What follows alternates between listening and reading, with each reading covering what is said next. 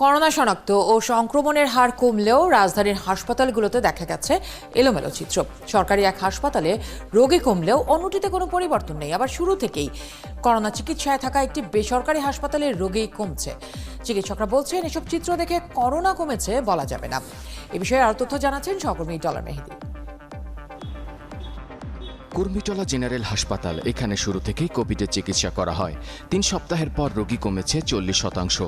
আগে যেখানে 275 বেডে রোগী ভর্তি থাকত, এখন 50%ই খালি রয়েছে।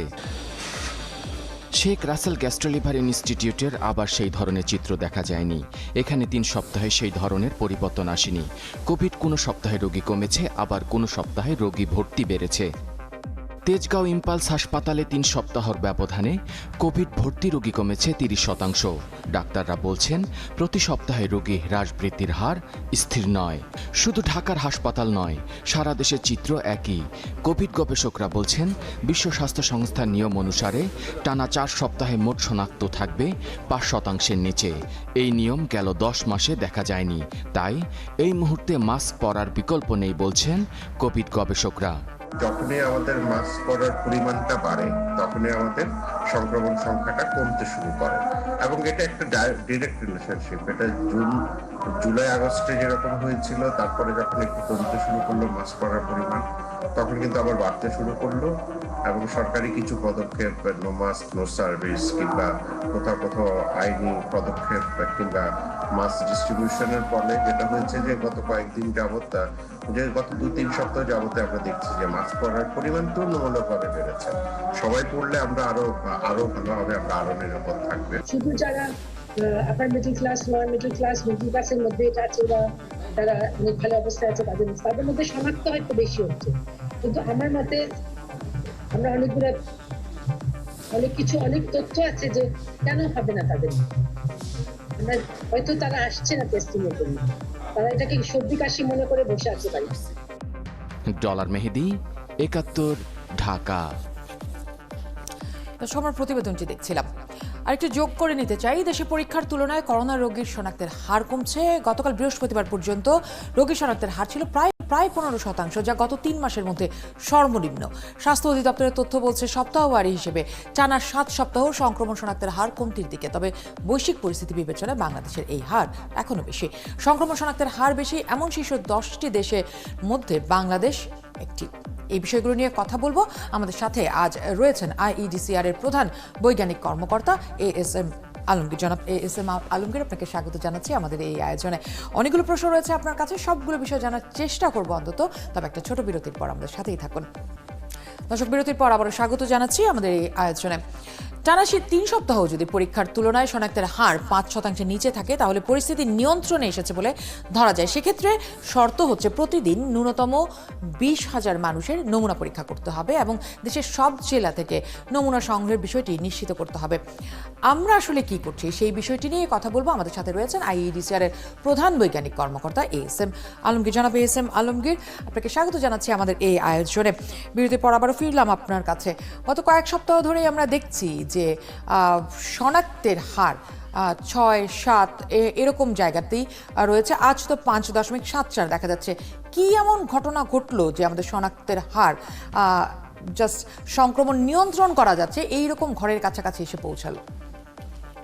ধন্যবাদ আপনাকে। আসলে গত 3-4 সপ্তাহ যাবত যে শনাক্তের হার তুলনামূলকভাবে কমছে, এটা আমাদের একটা ভালো লক্ষণ। তবে আপনি খেয়াল করবেন, যখন থেকে আমরা মাস্ক পরার উপরে এমফাসিস বেশি দিচ্ছি এবং আমাদের সংক্রমণ সংখ্যা যখন বেড়ে যাচ্ছিল হঠাৎ করেই, তখন রাষ্ট্রীয় পর্যায়ে নো মাস্ক নো সার্ভিস, মাননীয় প্রধানমন্ত্রীর আহ্বান, প্লাস শীতকালে বাড়তে পারে সারা পৃথিবীতে এই ধরনের এক ধরনের রকমের সতর্কতায় মানুষের ভিতর কিছুটা সতর্কতা দেখা গেছে, কিংবা পুলিশি যে ব্যবস্থা, শাস্তিমূলক ব্যবস্থা, কিংবা কোথাও কোথাও মাস্ক ডিস্ট্রিবিউশন, এবং এগুলি সবগুলো মিলে আমরা গত সপ্তাহ 2 যাবত দেখছি যে মাস্ক ব্যবহারের পরিমাণ তুলনামূলকভাবে বেড়েছে। এটা যে শতভাগ বেড়েছে। জনাব আলমগীর, আপনি বলছেন যে মাস্কের ব্যবহার যেহেতু বেড়েছে সেই জন্য শনাক্ত আসলে কমে এসছে, বা অর্থাৎ সংক্রমণ আসলে কমে এসছে, কিন্তু আপনি কি বলতে পারেন আসলে যে ঢাকার থেকে বাইরের যে শহরগুলো, বা আমি যদি একেবারেই গ্রামের কথা চিন্তা করি, আমি নিজে যেহেতু সাংবাদিক, আমরা বহু জায়গায় যে আমরা দেখি যে সেই গ্রামাঞ্চলগুলিতে আসলে কেউ মাস্ক ব্যবহার করে না। আপনারা যেটা দাবি করছেন যে সে মানুষজন আসলে সচেতন হয়ে উঠছে, সেটা আদতেই কতটুকু ঘটছে সেটা নিয়ে সন্দেহ রয়েছে।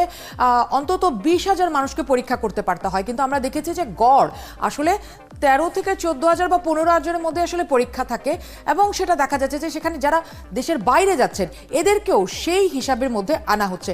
তাহলে আসলে আমরা কিসের উপর ভিত্তি করে এই সংখ্যাটি নিরূপণ করছি?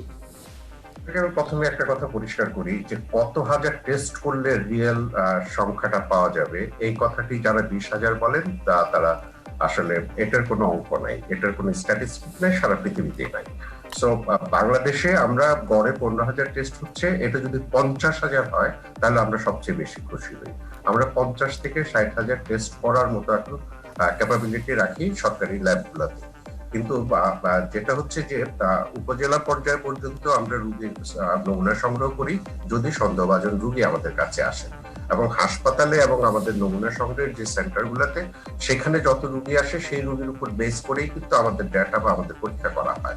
আমি আপনাদের মাধ্যমে আহ্বান জানাতে চাই, এখন বাংলাদেশে অন্তত 40টি জায়গায় অ্যান্টিজেন পরীক্ষা ফ্রি করা হচ্ছে, আমাদের অনেক জায়গায় জিন এক্সপার্ট করা হচ্ছে, আমাদের প্রত্যেকটা জেলা হাসপাতালে অ্যান্টিজেন পরীক্ষা করা হচ্ছে, যেটা রেজাল্ট 15 থেকে 20 মিনিটে পাওয়া যায় বা 30 মিনিট লাগে সর্বোচ্চ, এবং সেটা কিন্তু সাথে সাথে রেজাল্ট পাওয়া যেতে পারছে পরীক্ষার।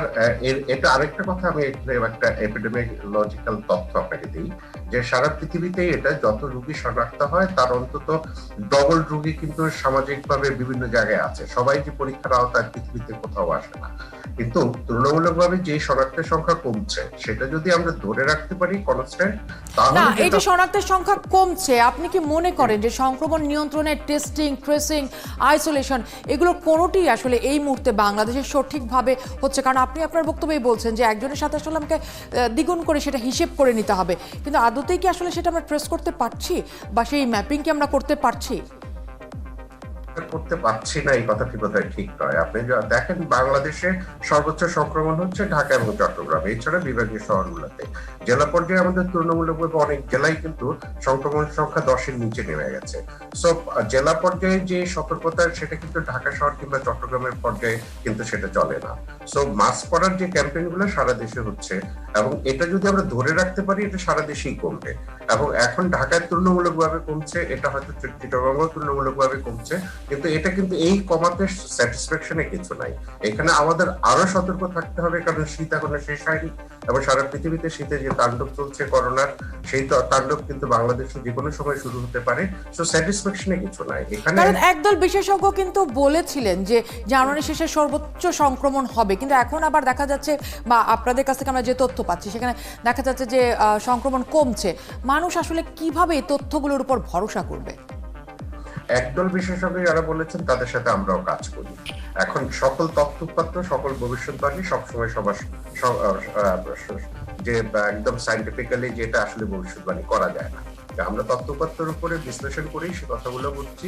এবং এই জন্যই আমি বলছি যে আপনি যদি জানুয়ারির শেষে বা ফেব্রুয়ারি প্রথমে বাড়ার একটা সম্ভাবনার কথা বিভিন্ন যারা মডেলিং করেন তারা বলেছেন, এবং সেটা কিন্তু মাত্র আমাদের জানুয়ারির শুরু। এখন জানুয়ারির শেষ পর্যন্ত শীতেরও এখনো বাংলাদেশে তীব্রভাবে এখনো শীত পড়ে নাই, শীতেরও সম্ভাবনা আছে। সো আমাদের তুলনামূলকভাবে বেড়ে যেতে পারে, কিন্তু আমরা যদি সবাই সতর্ক না হই তাহলে বেড়ে যাবে।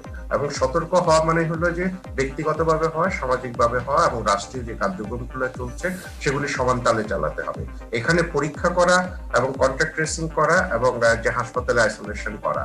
আমি তো বলি যে বয়স যাদের 50-এর উপর, তাদের যদি কোনো ধরনের করোনা সাইন সিমটমস থাকে তাহলে ইমিডিয়েটলি হাসপাতালে গিয়ে পরীক্ষা করানোর পর সরবরাহ উচিত, এবং আইসোলেশনের দরকার হলে হসপিটালে ভর্তি হওয়া উচিত।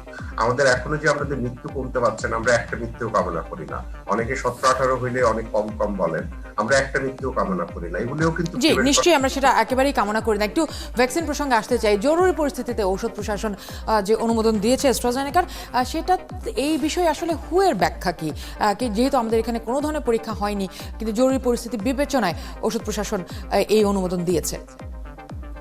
ধন্যবাদ আপনাকে। এটা আজকে আসলে কয়েকদিন ধরে কথাবার্তা হচ্ছে, যেটা আমাদের ড্রাগ অ্যাডমিনিস্ট্রেশন ইমার্জেন্সি অথরাইজেশন দিয়েছে। এটি পরীক্ষামূলক ভ্যাকসিনের ক্ষেত্রে বা ওষুধের ক্ষেত্রে সেটাই করা হয়। এবং এই পরীক্ষামূলক আসলে বাংলাদেশ, পৃথিবীতে 220টা দেশ আছে, 220টা দেশেই ভ্যাকসিন ইউজ করবে। প্রতিটি দেশে ক্লিনিক্যাল ট্রায়াল সম্ভব না, করবেও না সবাই। এবং এটাই ইউনিভার্সালি অ্যাকসেপ্টেড একটা জিনিস যে, বা বাংলাদেশে আমাদের যেটা ড্রাগ অ্যাডমিনিস্ট্রেশন করে, যদি বিশ্ব স্বাস্থ্য সংস্থা প্রি কোয়ালিফাই করে তাহলে সবচেয়ে ভালো। নাহলে ইউএসএ এফডি অথবা ইউরোপিয়ান 7টা দেশে যারা খুব স্ট্রিংজেন্ট হয়েছে পরীক্ষা করে, তারপরে রেগুলেটরি অথরিটি তাদের পারমিশন দিলে তাদের পারমিশনের উপর বেস করে আমাদের লোকাল কন্টেস্টে সেটা করা হয়। এই অ্যাস্ট্রাজেনিকা ভ্যাকসিনের ক্ষেত্রেও সেটাই করা হয়েছে এবং সেটা সিরাম ইনস্টিটিউট থেকে যে আবেদন করা হয়েছে সেটার উপর ইমার্জেন্সি অথরাইজেশন দিয়েছে, এটা রেজিস্ট্রেশন নয়। অনেক ধন্যবাদ জনাব এসএম আলমগীর আমাদের সাথে যুক্ত হওয়ার জন্য এবং চমৎকার আলোচনার জন্য। দর্শক, আমাদের সাথে যোগ দিয়েছিলেন আইইডিসিআর এর প্রধান বৈজ্ঞানিক কর্মকর্তা এসএম আলমগীর। এই পর্যায়ে নিচ্ছে একটা বিরতি, আমরা